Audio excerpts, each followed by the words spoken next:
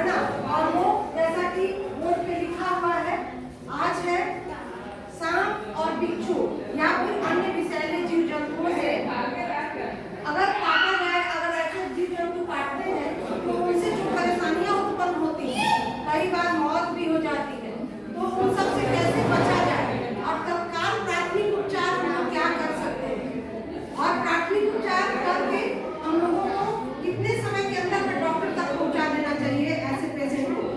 तो जैसा कि आप लोग जान रहे हैं, बरसात का समय चल रहा है ना, बरसात का समय, और बरसात में जो जमीन के अंदर तक पानी का लेवल जो है वो ज्यादा बढ़ जाता है, जिसके कारण ये सांप बिच्छू वगैरह तो जमीन के अंदर ज्यादा रहते हैं, है ना।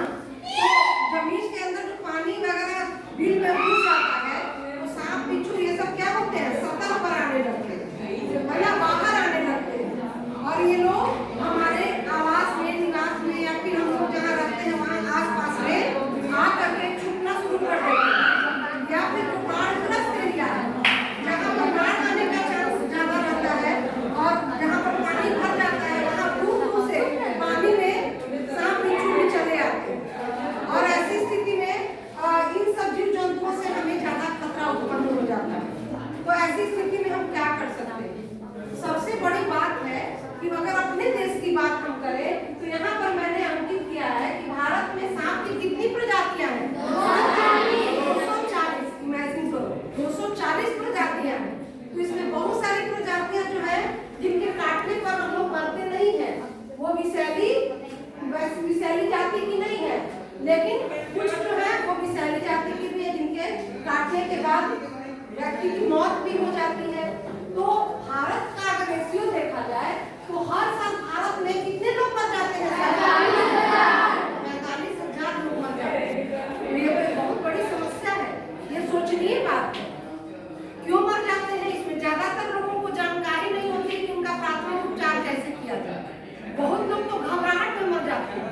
घबराहट में क्या होता है, हार्ट बीट ज्यादा बढ़ जाता है, ब्लड सर्कुलेशन बहुत तेजी से होने लगता है, और विष हमारे पूरे शरीर में फैल जाता है बहुत जल्दी। तो इसमें सबसे पहले हम लोगों को क्या करना चाहिए? अगर किसी को सांप ने काट लिया, सबसे पहले तो ये देखना चाहिए कि सांप अगर विष है, जिस सांप ने काटा, जो सांप काटा, अगर काटने वाला व्यक्ति उस सांप को देख लिया तो वो जहरीला है या जहरीला नहीं है, इसकी पहचान पहले हो जाए, है ना। तो सबसे पहले जो जहरीला सांप है उसका जो पूंछ है, उसका पूंछ पर छल्ला बना होता है, गोल गोल छल्ला उसके पूंछ पर बना होता है, और साथ में जब वो जहाँ पर काटता है वहाँ पर विषैले सांप में भी आकार का यही आकार का बना है ना।